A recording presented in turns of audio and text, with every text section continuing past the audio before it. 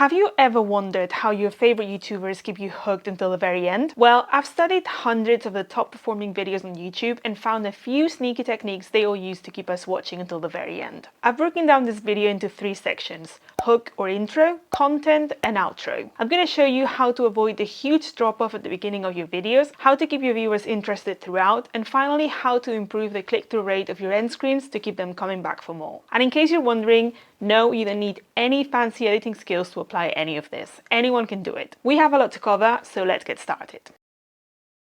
Right, let's start with the hook. Your title and thumbnail have caught the attention of your viewer and you got the click. Great, amazing. But now you gotta keep them watching, and to achieve this, the first few seconds of your video need to do 2 really important things. 1, they need to work with your title and thumbnail to reassure the viewer that they are in the right place and that they're gonna get what they expect. And 2, they need to make your audience care. Why should they stay and watch your video? What's in it for them and why is it important or interesting? It's hard because there is a lot that you need to communicate and cover in those first few seconds, and you don't have that much time before your viewers lose interest. So how do the best YouTubers do it? Well, they all tend to use the same types of hooks. Let's see a few examples and give you some great ideas for your next video. Getting Botox these days is as normal as popping out for coffee. Statements are a really good way to start a video, especially if you have an educational channel. Give your viewers an interesting or even a shocking fact that will pique their interest and make them care about what you have to say. You are not going to have to watch another video on Lucky Girl Syndrome after this. This is the hook to Tam's most popular video with 1.5 million views. Why is it so effective? 2 reasons. 1, it reinforces the message of her title and thumbnail, and 2, it's a big claim. Big claims like this work really well because you're essentially promising a lot of value. The caveat to this, of course, is that your video needs to deliver, but if you manage to do that, you've got a winner. Let's talk about 10 tiny habits or changes you can make to start activating your feminine energy. These little micro habits have made such a difference in my life personally, but they're probably gonna help you too. Okay, this doesn't really feel like a hook because Jill's getting straight into the content of her video, but it is still a hook. This is a great option for when you're not feeling very inspired, but it still works because the second they click, your viewer knows they're in the right place. You want to know how to always look clean. Another great option. Ask a question your viewer will want to know the answer to. It's engaging and interesting.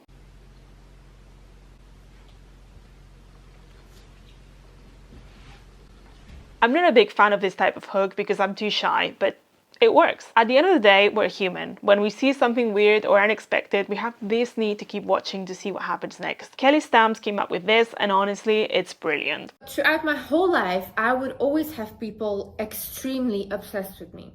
Whether it was a friend, whether it was a relationship, anyone that came into my life and got to know me, when the friendship ended because of disrespect or betrayal or anything, these people would stalk me till this day and try to become friends again and everything. This is another type of hook that plays into human psychology. Start your video with a story and people will listen, especially if it's a relatable one or if you drop them in the most exciting or chaotic part of the story. Stories are so powerful, you don't even need to talk if you don't want to. Look what Katie Yu did here and see if you can spot the 3 different types of hook that she combined in her best performing video ever.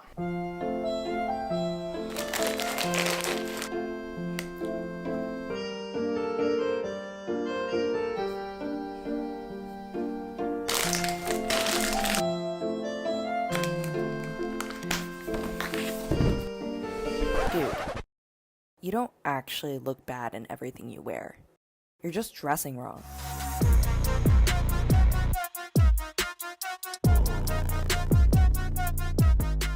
You got him? So she starts with a relatable story where the main character is you, the viewer. She then moves on to a statement and she ends her hook with a question. This is a really powerful hook and also quite difficult to replicate, I know, but the results speak for themselves. This video got over 5 million views. So if you can find a way to combine several types of hooks, do it. You'll thank me later. So we've just seen 7 different types of hooks. All of these are used by top YouTubers and they are very effective. But of course, you can do your own thing. You can do something completely different. If you want to get creative though, just make sure you tick most, if not all of the necessary boxes. 1, work with your title and thumbnail. 2, explain why people should care. 3, make the concept clear as soon as possible. Don't make the hook longer than it needs to be. 4, avoid things like the welcome to my channel or like cringe intros unless you have a very loyal audience. In that case, you might be able to get away with it. And 5, and optionally, use your hook or your intro to discuss your credentials. If you've got a certain result or qualification, mention it or show it at the beginning of the video. That's it for the hook. Let's move on to the content of the video.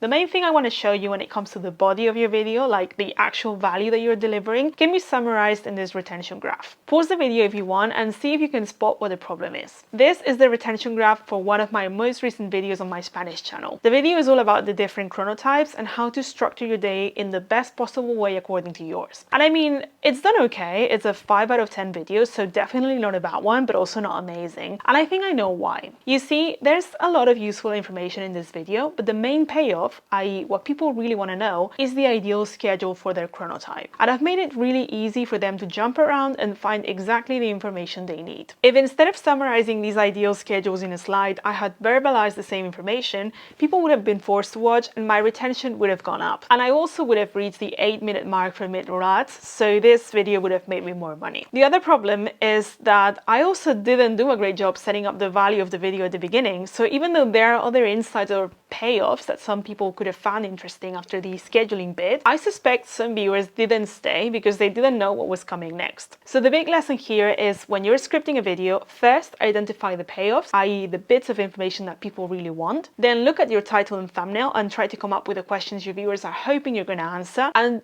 don't give that information away too soon or in a way that allows people to get the answers they want and leave. For example, if you're doing a listicle type of video, don't give the headline and then the explanation. Do it the other way around. Start with your explanation or even better, a story or an example, and only after that give the headline. The other important thing is to space out your payoffs. Think of them as little rewards here and there and keep them coming steadily throughout your video. And make sure you don't spend too long dissecting points that can be understood quickly. This is another big mistake that leads to a drop in retention. People might stay and listen to a good story, but they won't stick around to hear unnecessary explanations or your 7 examples. Assume your viewers are intelligent, because they probably are. As for the outro of your video, my first tip is don't skip it. Why? Well, because it's a great opportunity to keep people on your channel, and if you manage to do this, the YouTube algorithm will reward you by pushing the video out to even more people. So what are the 2 big mistakes YouTubers make when it comes to their outros? The first one is not having a clear call to action. For every video, you need to ask yourself, what is the one thing that I want my viewers to do at the end of this video? What is the purpose of this video? And I say one thing because having multiple calls to action can be confusing and tends to be less effective. So pick one. Are you selling something and you want people to click a link? Do you want people to subscribe to your channel, to like the video, to watch another video, to leave a comment? There are so many possibilities here and they're not all equally valuable. It is true that asking people to subscribe or like your videos is helpful in that some people will do exactly that, but I personally wouldn't waste my chance at a call to action at the end of a video on any of those. If you want to ask for a like, do it at some point during the video while you're delivering the value. Graham Stephan is a great example of this, and he also tends to do it in a really funny way, which is always a plus. That's a signal that we really need to stay away from the biggest money traps that people fall into, like not subscribing or hitting the like button if you haven't done that already. But as I said, don't waste the call to action at the end of your video on asking for a like or a subscription. If your main goal at the moment is to grow your channel, instead point people towards another one of your videos in a way that makes sense. For example, tell them that you've left out this super important bit of information in the video that they've just watched and guide them to another video on your channel that covers exactly that. Or make the video part of a series, rehook your viewer at the end, and link the next video in the series in your end screen. It doesn't matter how you do it, but essentially you need to think of your outro as another hook. The goal is to create intrigue again and get people to stay on your channel. You don't need to do this for every single video. If you're selling a product or building an email list, you may want your viewers to click a link at the end and go to your website or do something completely different instead. But if your goal is to grow your channel as quickly as possible, a good proportion of your outros should be hooks. And they shouldn't feel like an outro at all as well. If you say something that makes the viewer think that the video is over, you lose them. And finally, the other mistake people make with outros is making them unnecessarily long. Summarizing the content of your video in like 1 or 2 sentences is okay, but people won't stay around for more than that. And the same goes for repeating yourself or reflecting with no clear purpose. That's why it's so important to plan your videos in advance and know exactly what you want to say. Otherwise, we tend to ramble and go around in circles and people get bored. So keep your outro short, sweet, and intentional. And if you made it this far, first of all, thank you. And second of all, I've got a question for you. How can I best support you to grow your channel? What kind of content would you like to see? Or what YouTuber would you like me to analyze next? Let me know in the comments and I'll do my best to help. Thanks for watching. I'll see you soon.